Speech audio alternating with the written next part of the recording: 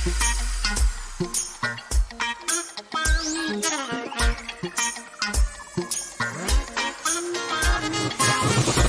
to Funky Fridays with Bo, featuring weekly episodes of what goes on around the world before the weekend starts. We will share with you tips and recommendations of what you can do on a Friday night or plan something for the weekend ahead to take on the world. If you are into entertainment, food, fitness, nutrition, and sports, then this is a podcast for you. Now, here's your host and MC and magician, Magic Bo.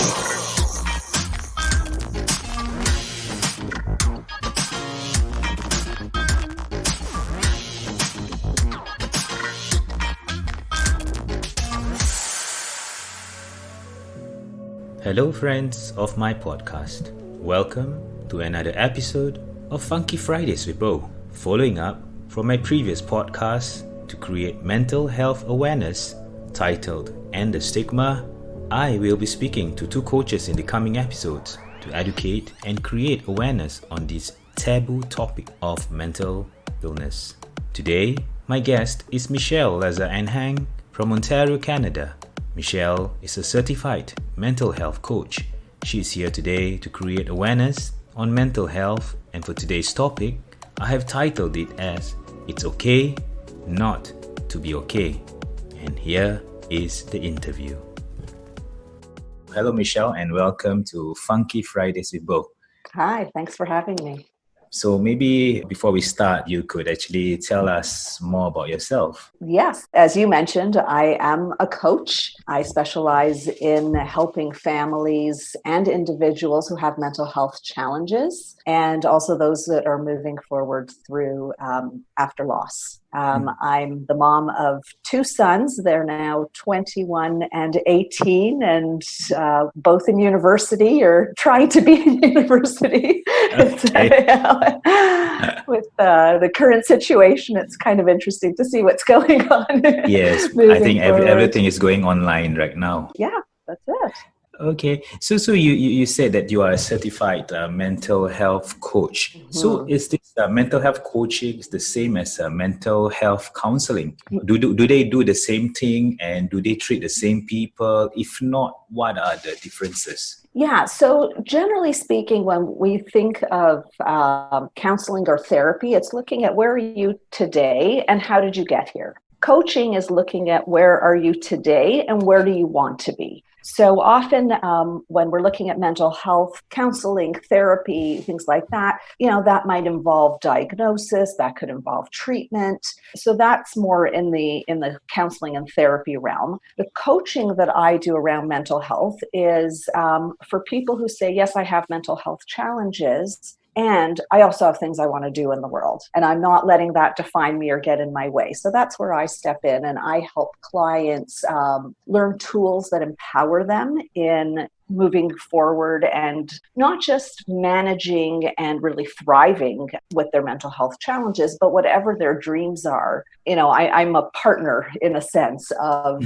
helping them with mindset, helping them with tools that, if, let's say we're talking about depression or anxiety, they're getting treatment from their doctor, and I'm helping them with tools such as mindfulness, different kinds of exercises, learning how to connect with their body so that they recognize signs earlier than they might have otherwise, so that they can then say, oh, I feel something's coming on. Here are the tools that I know that will help me or can help me, and move through that. So really helping people live their best lives. So basically you are a complement to a mental health counselor or doctors. Yeah, and from the perspective of future focused accountability, really goal oriented of, where we're looking at where does the person want to be and helping them get there.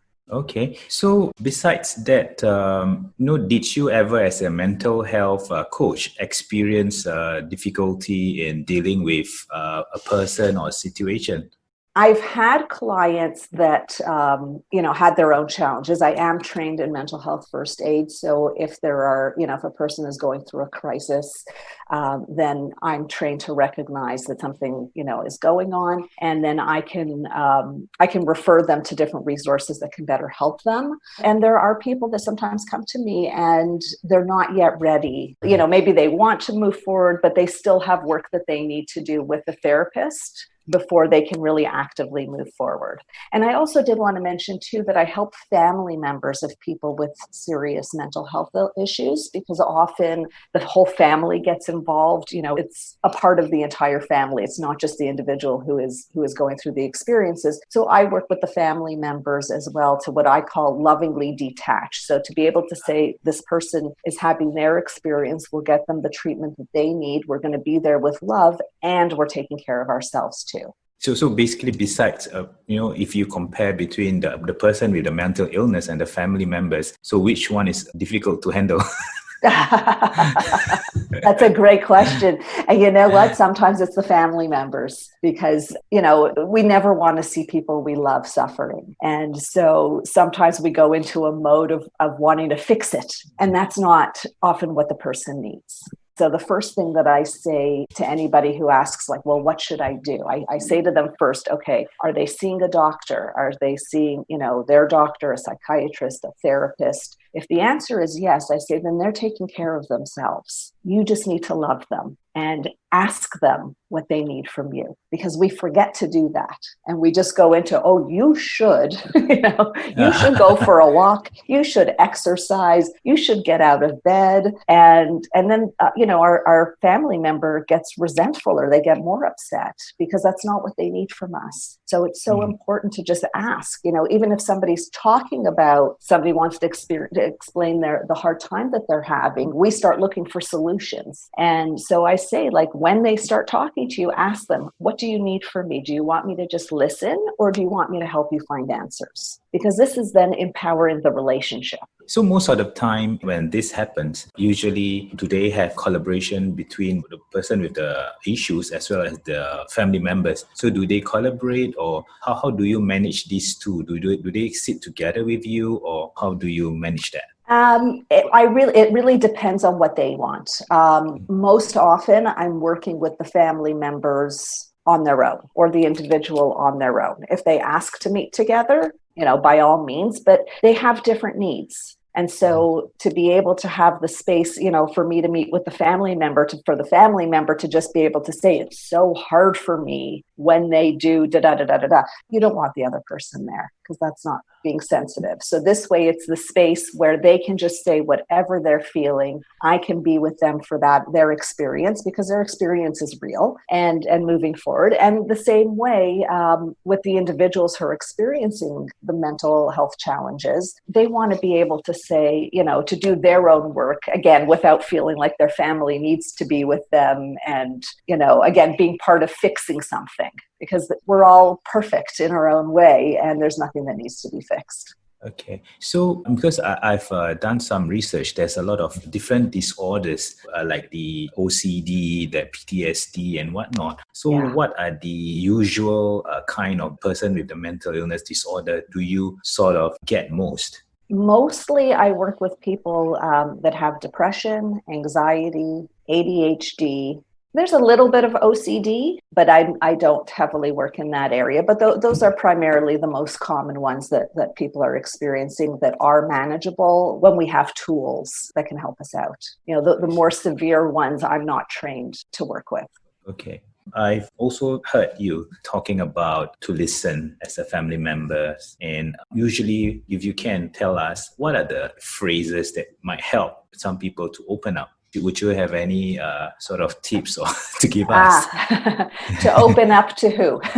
To open up to, say, a family member. To talk about what's going on. Well, for one thing, I think it's important to get the professional help you need to go speak to somebody, family member wise, speak to somebody that you trust, that you know can help you if that's what you're needing, if you're needing assistance in that. If it's just about saying, listen, this is what I'm going through. Again, it's about choice. It's always about choice. So it's just knowing, okay, I'm choosing to tell this person. And I often ask my clients, what's the outcome that you want from this conversation? And so to think about that, it's like, okay, do I want this person to help me? Okay. Can this person help you? You may not want to talk to your 93-year-old grandmother if you need help with finding resources, because she might not be, I don't want to say anything about 93-year-old grandmothers. Maybe there's some that are great with the internet, but they might not be. So, then it's about, okay, if you're looking for help of maybe a professional, you want to ask a family member that can help you with that. If it's just about, getting the love, having the understanding, having somebody hold your hand, then which family member can do that? Maybe that's the grandmother, but maybe it's not the family member that doesn't have patience to sit and listen. It's kind of like, move on with it. So really think about who you're sharing it with. Okay, so you shared with us, you said that this, I think, back to your personal experience. Mm-hmm. So right now I'm tapping on your personal experience. Yes. About you lost your husband to suicide 14 years ago. Yeah. And your family had hidden the truth about his death for about 10 years. And then finally, because of shame and stigma. So maybe, Michelle, can you share with us, how was your coping mechanism then? And, say, how do you build walls and around you? How do you overcome that? Yeah, that's a great question. I had no coping mechanisms at the time. That's the truth. And that's why we hid it. It was easier to hide it than to face our fears and look at the shame. So yes, I built massive walls around me, keeping something that big. You need those walls, you need those walls, and at the same time, they destroy you. So really, I was isolating. I would only share a certain part of myself with people. Nobody knew everything. And that hiding just makes us shrink smaller and smaller. And then, of course, that led to me going through several bouts of depression. And I also had constant anxiety about what if somebody finds out. My kids were little when it happened. And so we couldn't tell them and say, oh, don't tell anyone. So they didn't know the truth either. And I was always worried, what if my kids found out from somebody else? So much anxiety, so much fear. The depression came along with it. And it was about 10 or 11 years into doing this that I realized the patterns in my life that were so unhealthy that I knew was caused in a big part by this. And I just said, I can't live with this much pain anymore. It just got to a point where I couldn't deal with it. And so I went to therapy and I said, I will do whatever it takes. I didn't realize that it was going to become, me sharing my story publicly and becoming a coach. I just didn't want the pain anymore. So yeah, it was a lot of therapy. It was a lot of talking to people, surrounding myself with people that I learned to trust, that had gone through their own experiences where I felt safe to start talking about it. And then every little bit, it kind of, one brick at a time came down from my walls. And I remember I was in a leadership course, and one of my teachers, I had told him about it, and he said, you need to tell your kids. Like, if nobody else, your kids need to know. And I said, I know, I'm just waiting till they're older. And he was like, no, this is taking up too much of you, and I realized it was true. And so with my teacher, with everybody that was in this program with me, that was supporting me, I got up the courage and I finally told my children, and they were so understanding. Once that was out and I told them, because I think it was my biggest fear was that they would know and they would hate me for lying, but getting their understanding and their love gave me the courage then to share it more openly and more publicly until I got to this place. And I just want to share too with your viewers that we all have this huge fear, like we carry these secrets and we always think, well, if anybody knows, they're going to hate me. They go, our minds go to terrible places of, what will happen if someone finds out. And that wasn't my experience at all. I was so afraid of, people are going to think I'm a liar. People are going to, get angry with me because my husband and I grew up together. So we knew so many people from our childhood that were now I posted it on Facebook. So I had hundreds of Facebook friends that knew my husband and I all these years, thought it was that he died in a car accident. And then I'm like, okay, so posting on Facebook. So I know this is what you think, but this is my story. And I received so much love in return from that post. I cried all day. I have never experienced so much love in my life. And that was so healing for me, of just seeing, you know what, when you're ready, like people inherently are good. I know right now we're not seeing the best in people, but people really are good. People want what's best for us. We're all suffering silently in our own ways. And so when somebody shows up and says, yes, this is, and speaks about their pain, it gives everybody permission to say, oh, okay, you know what, I can feel a little bit more human too. I can feel more connected. Thank you for that. And that was really what I received from talking about my experiences. Yep. So I guess everyone's positivity is one of the key factor also, that you didn't have a breakdown or meltdown after you sort of tell everyone about that. Yeah. And I did it in good. stages. Yeah. At first I told people that I trusted to see what their reaction was. And, slowly it grew and grew until I said, you know what? Okay, I'm done. Like, this is the easiest way to do this. Everybody will know.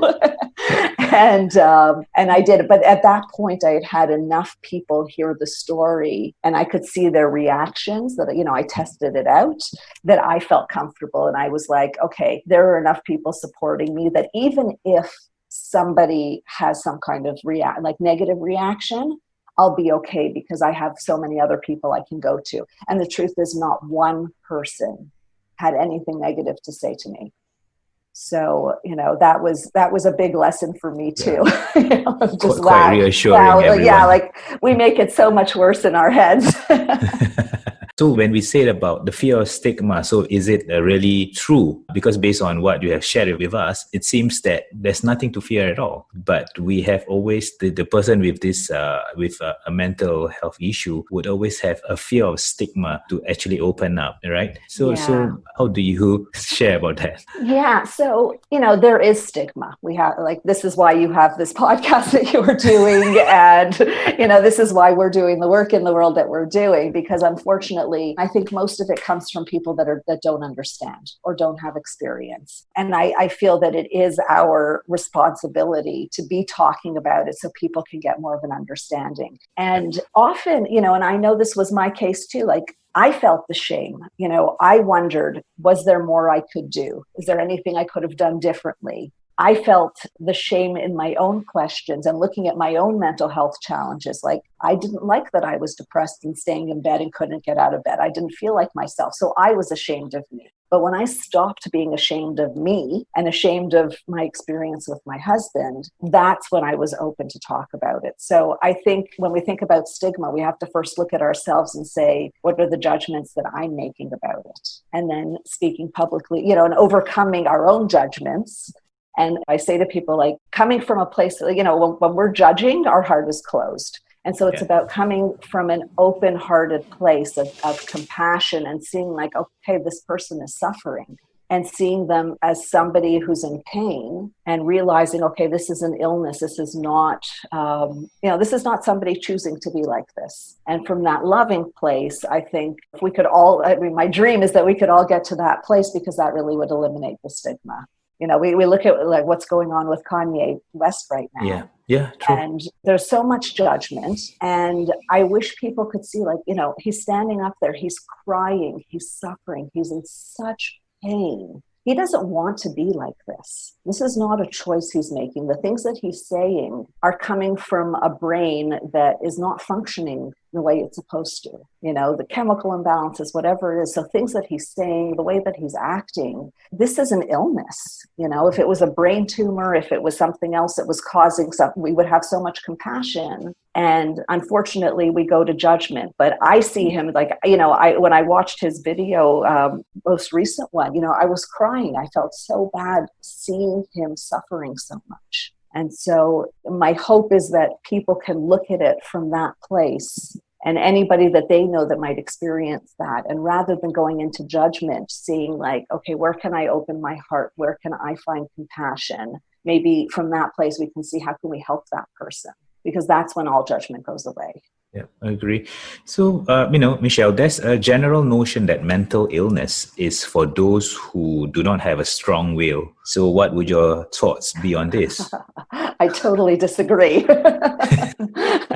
I think some people with mental illness are the strongest people that I know, because we're battling chemical imbalances and thought intrusions and different things while still trying to do everything that we're trying to do in the world. So it takes a lot of strength to be able to go through that, to be able to overcome that. I don't like when people take that perspective of being broken. And I know I lived in that space for a long time, and none of us are broken. Like, we're all perfect in our own ways, and we're just different. But definitely it's not a weakness.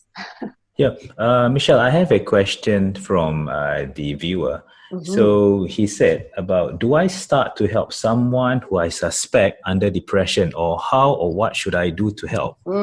Well, if you suspect they have depression, but you don't know, I recommend first just having a talk with them, of just saying, I'm concerned. You don't seem like yourself. And just what you're noticing, if it's that they're tired all the time, if they don't want to go out, maybe they're speaking negatively, whatever that particular experience is, and ask them to go see their doctor. Sometimes when we say, I think you might have depression, that puts walls up, because people don't want to have that label. So just saying, listen, I'm concerned, you don't seem like yourself. Go to your doctor and get checked out. Because the truth is, too, there are medical conditions that have symptoms that are similar to depression, but it's not depression. There are vitamin deficiencies, B12.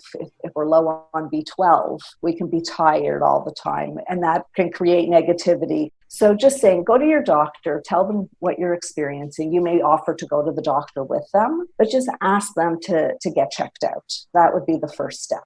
All right. So I hope, Daniel, one of my viewers out there, hopefully Michelle have answered your question. Yep. And the other thing, since COVID-19 and social seclusion has left us with no other choice or other option than to deal with our emotional troubles alone. So, and without the comfort and company of our loved ones. So previously in Singapore, we had this circuit breaker for about 3 months where we could not go out to talk to, So those with people with mental illness are going through the darkest times during this period, I guess, and understandably so, because we now feel like we have no one to talk to. So how do you keep a check on our own mental health? Let's say those people who are having this mental illness, how do you keep them in check? And do you have any tips or questions one should ask oneself of the problem they are facing?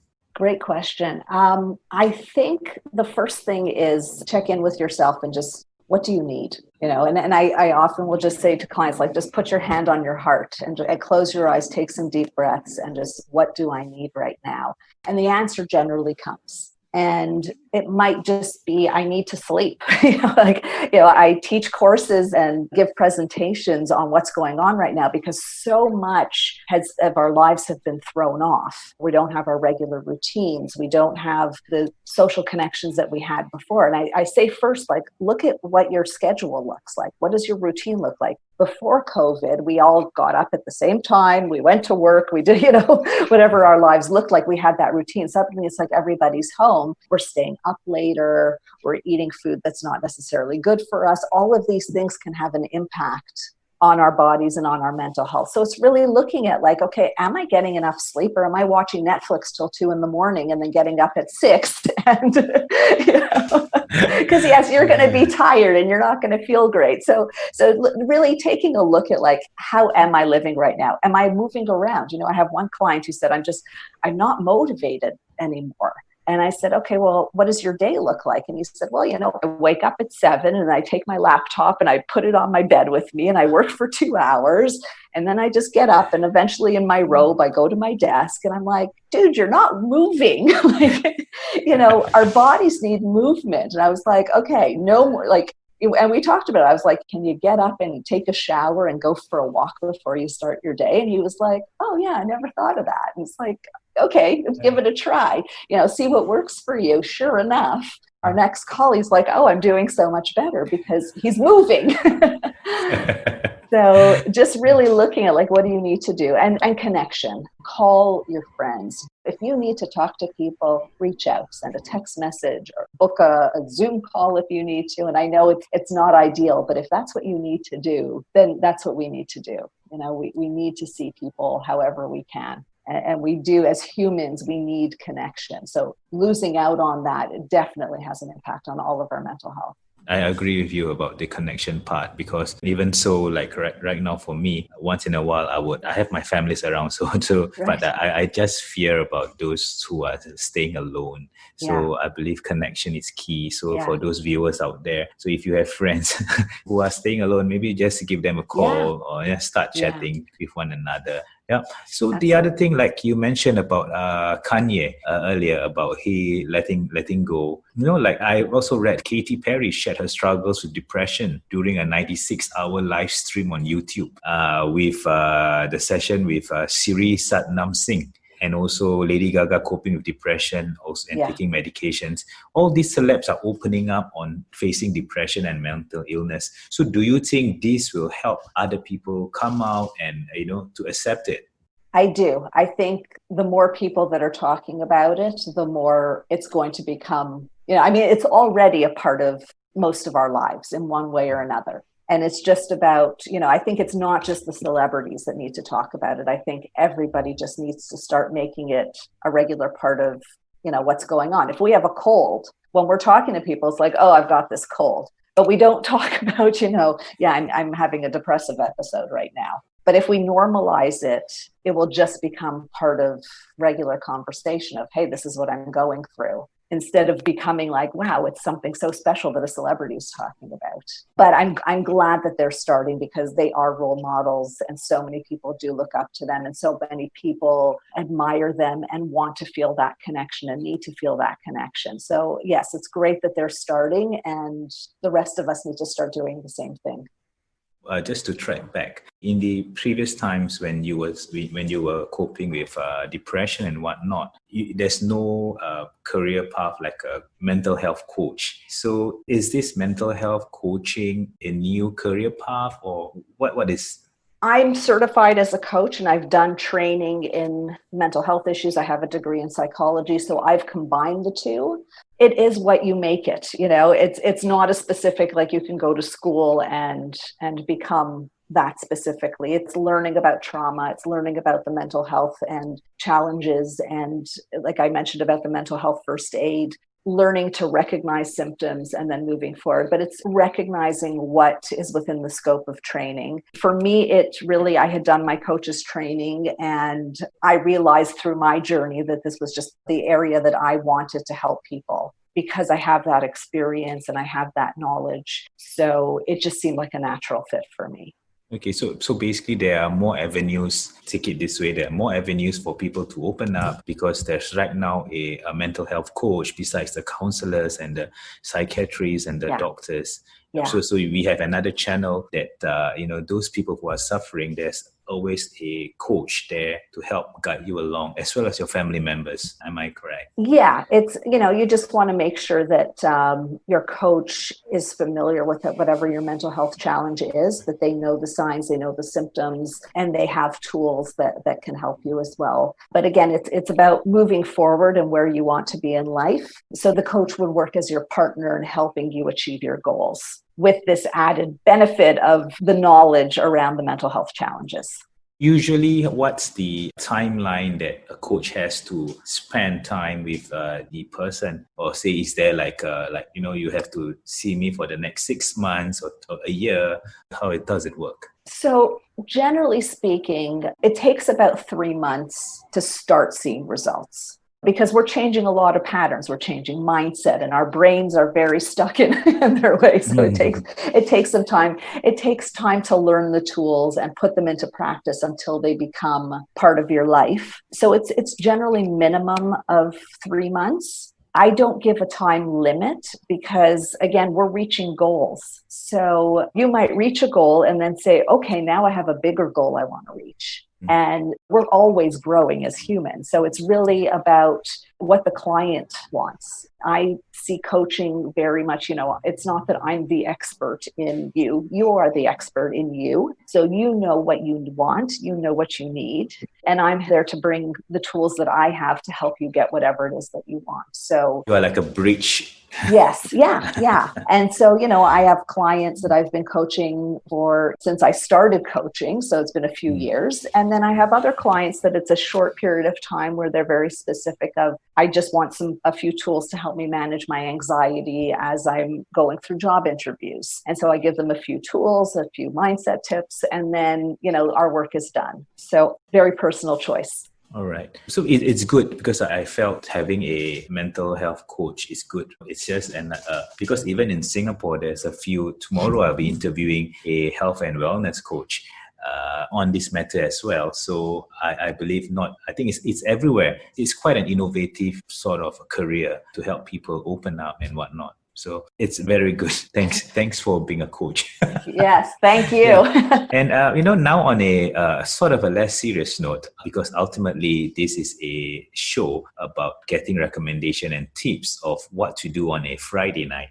Today it's a Sunday, so tomorrow's work day. So what does Friday look to you? And maybe you can give us tips of those who are suffering from mental illness or what kind of activities that they should engage in, and what are easy ways to stay stress-free in a hectic life. Stress-free. I love that. I'm going to start with that piece. So we see stress as something bad. Stress can actually be good because when things are too calm, we don't change. Change doesn't happen. Growth doesn't happen. So a little bit of stress is a good thing because it kind of wakes us up to like, oh, what's happening? And it wakes us up into movement.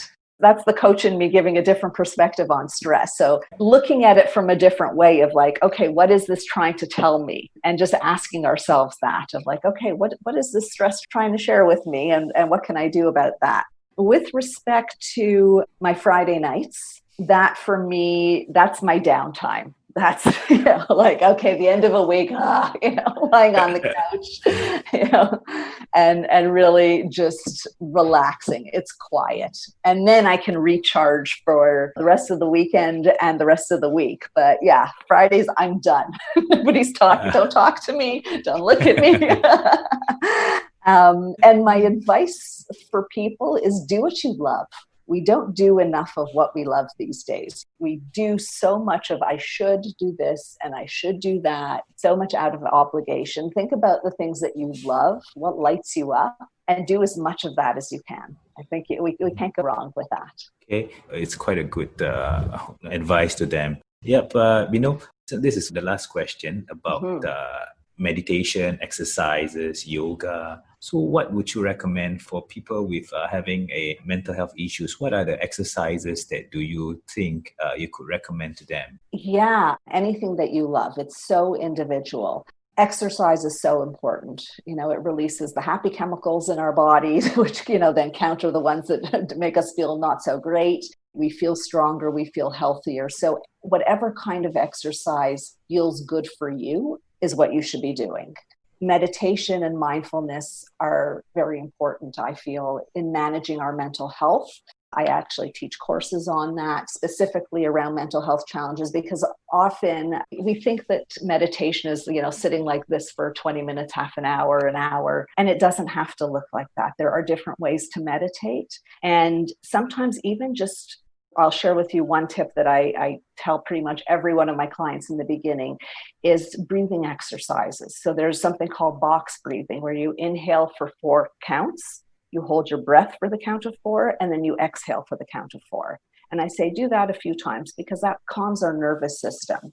And the truth is, if you do that 5, 6, 7, 10 times, that's a form of meditation because you're focusing on your breathing. So that's doing a breathing meditation. There are walking meditations. So you could just be walking. And if you're aware of the present moment and you're aware of where you are now practicing mindfulness. You are practicing a meditation. There's a mindfulness teacher who says, like, if you just walk and like every time you touch your foot on the ground, you say, my foot is kissing the ground. My foot is kissing the ground. My foot is kissing the ground. That's a form of meditation.